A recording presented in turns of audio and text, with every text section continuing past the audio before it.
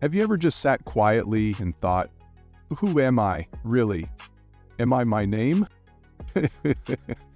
My job? The things that happen to me? Or am I something more?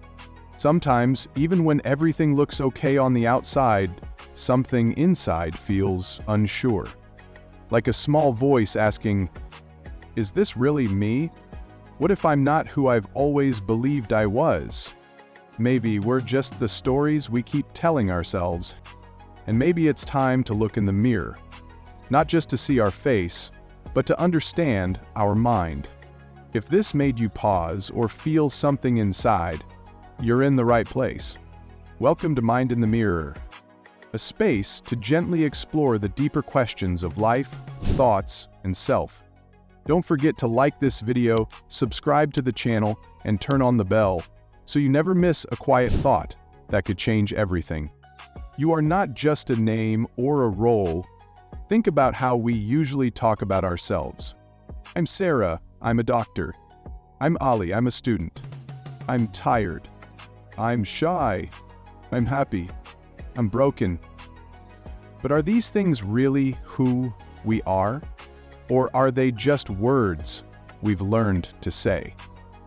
Your name was given to you when you were born. Your job can change. Your moods change every day. Some days you feel good, other days you don't.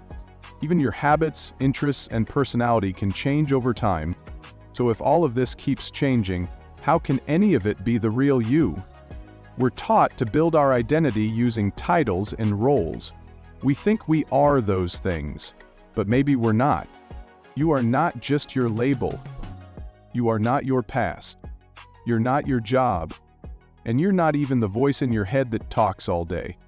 That voice sounds like you, but maybe it's just a storyteller repeating old things you've been told. The real you might be something deeper, something quiet, peaceful, and always there, behind it all. The voice inside our head. We all have a voice inside our head, the one that speaks when we're alone or quiet. It says things like, you shouldn't have said that. Are you always like this? No one really likes you. You're not smart enough. Sometimes this voice helps us, it warns us or keeps us safe. But most of the time, it just makes us feel small. The voice sounds confident, like it knows the truth, and because it speaks in our voice, we think it is us. But what if it's not? What if that voice is just a narrator? A voice that repeats things we've heard in the past, from parents, teachers, bullies, or even ourselves. A voice that keeps telling the same old story so often that we forget it's just a story. Like an actor reading lines from a script, it says, I'm not good enough. I always mess up. I'll never change. And when we hear it again and again, we start to believe it. But here's the gentle truth. That voice is not you. You're the one hearing the voice, and you can choose whether to believe it or not. Who are you without the story? Imagine this. You wake up one day and you don't remember your name. You don't know where you work, what your past was, or who you were supposed to be. Now ask yourself, who would you be then? It's a strange question. Most of us believe we are our memories, our past experiences, and the roles we play. But if all of that disappears, does the real you disappear too? Even great thinkers have asked this. David Hume, a well-known philosopher, once looked deeply inside himself to find the self. But all he found were passing thoughts, feelings, and images.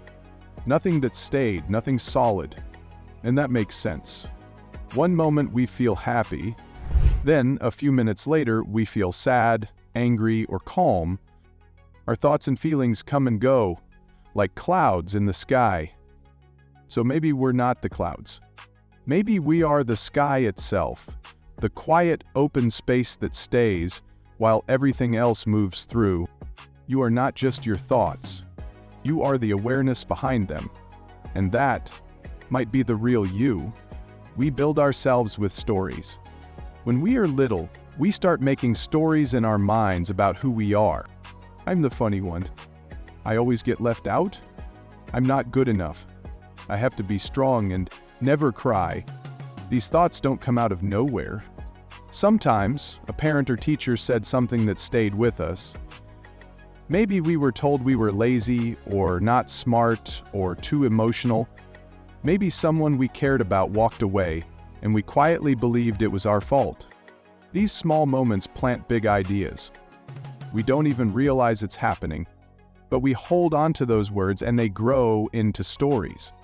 We repeat them in our heads over and over, not because they're true, but because they feel familiar. And what feels familiar often feels safe, even if it hurts. After a while, these stories become part of us. We stop questioning them. We think, this is just who I am, but what if it's not? What if it's just an old story you've been carrying for too long? And what if you don't have to carry it anymore? When the past becomes the future.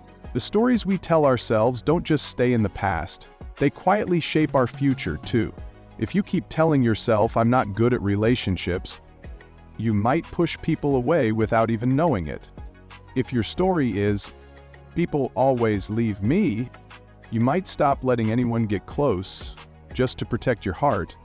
We do these things without meaning to. But little by little, the old story becomes a pattern, and that pattern turns into a habit. Soon we find ourselves stuck. We repeat the same things over and over and call it fate.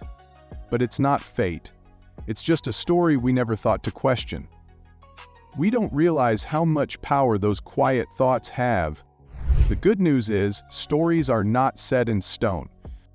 They can be looked at, they can be rewritten, and yes, they can even be let go.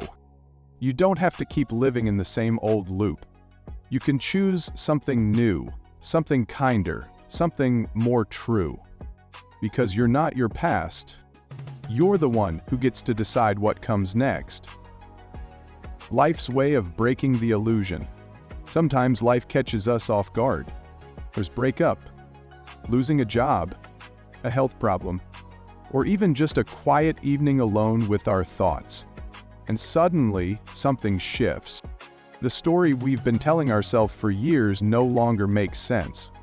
The labels we use, strong, successful, unlucky, not enough, they don't fit anymore. We feel lost. We feel confused. Sometimes we even feel scared. But here's the thing, this space, as strange as it feels, can also be the start of something real. In this silence, we begin to see the truth.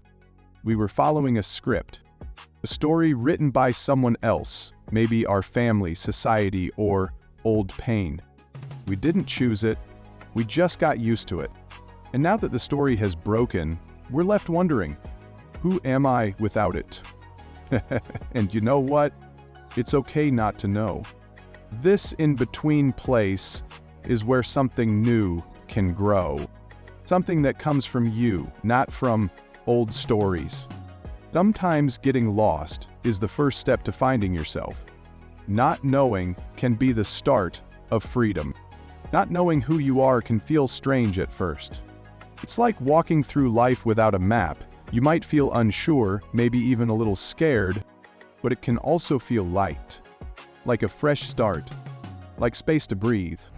When we stop holding on to old stories, stories about who we think we have to be, something new opens up, something real, something that's not shaped by the past. We start to understand we are not the roles we play, we are not our thoughts, we are not that voice in our head that judges everything we do. We are the one listening to it all.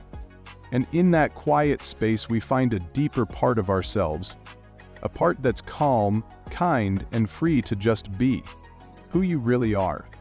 If you're not your name, your job, or your past, then who are you? You are the quiet awareness behind your thoughts. The calm observer listening to the voice in your head. The one who feels emotions, but doesn't get lost in them. You are not broken. You are not weak. You are not the pain or mistakes from your past. Think of your thoughts and feelings like waves in the ocean.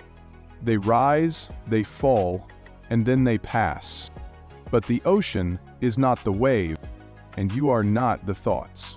You are the deep, steady space where those waves appear and disappear. You are the awareness that sees it all. And that part of you, the part that watches without fear or judgment, is always there, peaceful, whole, and fully alive, writing a new story, or letting it go. When you see your old stories for what they are, just stories, you don't have to believe them anymore. And when you stop believing them, you get to choose. Do I want to write a new story? Or do I want to live without needing one at all? Maybe your new story is, I'm learning to love myself. Maybe it's, I don't have to have it all figured out. Maybe it's, I'm enough just as I am. Or maybe, just maybe, you realize you don't need a story at all. You're already whole, already here, already free. So, are we really just the stories we tell ourselves? Maybe. But we're also the one listening to those stories. The one who can stop for a moment and ask, is this still true? Do I have to keep believing this? You are not just your job, not just your past, not your mistakes, your titles, or even the voice in your head. You are the quiet awareness behind it all. The part of you that sees, feels, and gently waits. The part that's always been there. And when you truly see that, everything begins to shift. You don't need to keep trying to be someone. You can finally just be. So before you go, take a breath. Ask yourself, what story have I been living? And more importantly, is it time to let it go? If this touched something inside you, give this video a like and subscribe to Mind in the Mirror for more quiet questions and honest reflections. Let's keep looking inward together.